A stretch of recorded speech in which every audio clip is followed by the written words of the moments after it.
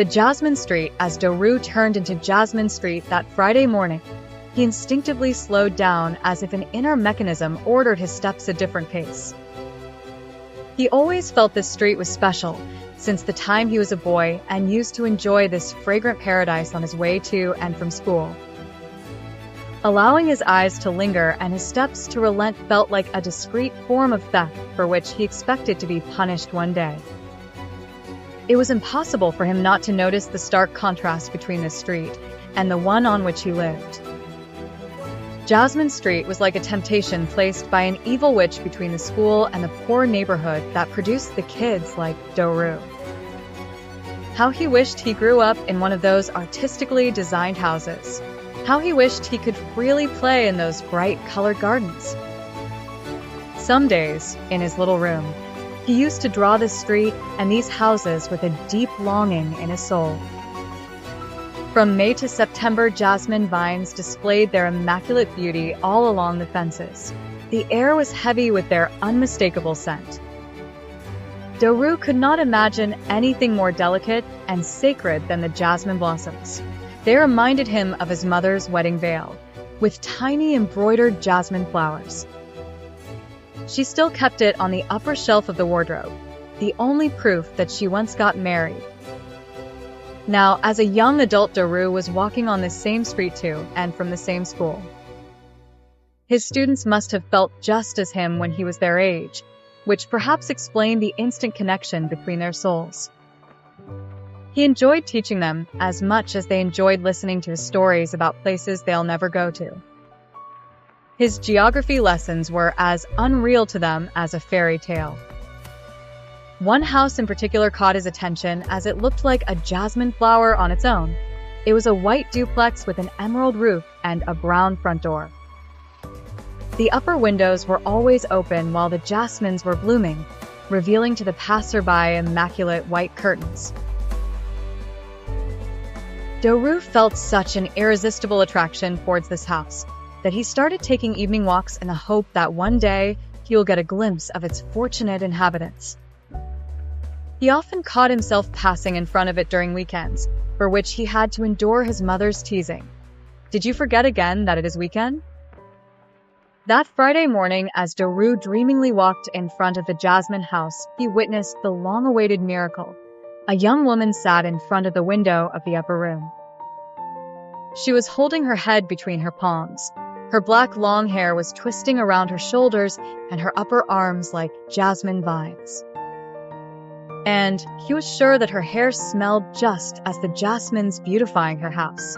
She was dressed in white, exactly how he had imagined her.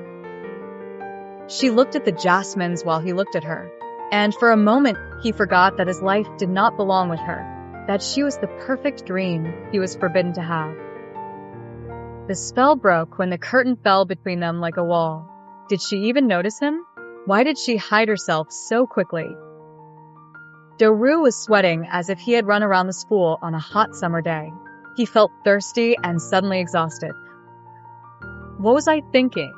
How did I allow my thoughts to take me so far away from my reality? Now, back on track. Mom depends on me. Weeks passed, and autumn claimed her dominion over the jasmines and decided to kill them all because she feared their beauty will steal her glory. So they died a slowly, painful death before Doru's sorrowful eyes. He never saw the jasmine lady after that until one rainy day in November when he was walking back home, hidden by his large umbrella. A black car passed him by splashing dirty water on his trousers. To his surprise, the car parked in front of the Jasmine house, and an elderly woman got off the car, opened the boot, and pulled a wheelchair out of it. Then he opened the back door of the car and carefully placed the wheelchair next to it, helping a young lady to get out of the car and into the wheelchair. Doru felt his heart will fail him as he recognized the beautiful lady he saw at the window a few weeks ago.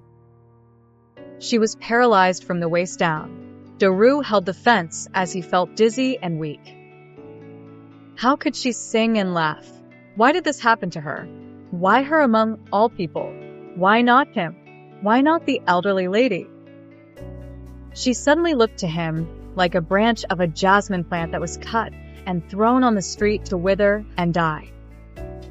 He felt utterly helpless, and for the first time in his adult life, Daru started crying. His umbrella fell off his hand, and the rain washed over him just as the pain washed over his wounded soul. Why her? Daru fell ill that night, and for a week, he couldn't go to work. His students wrote him notes full of kindness and well wishes, but Daru felt dead and empty inside like an abandoned village. When he returned to class, his eyes were missing their spark and his voice was missing its joy.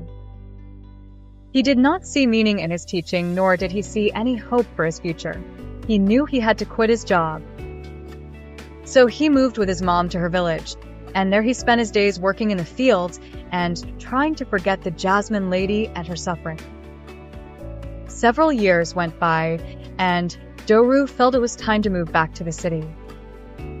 He sat for an entry exam to become the geography teacher of a large high school, and to his surprise, he got the job. His mom prepared him his favorite breakfast on the first day of school. He felt energized. He felt ready to share his knowledge with young and eager minds. He met the principal who introduced him to the rest of the teachers. As he looked around, among so many unknown faces, Daru watched in amazement the sweet face of the Jasmine lady, the music teacher.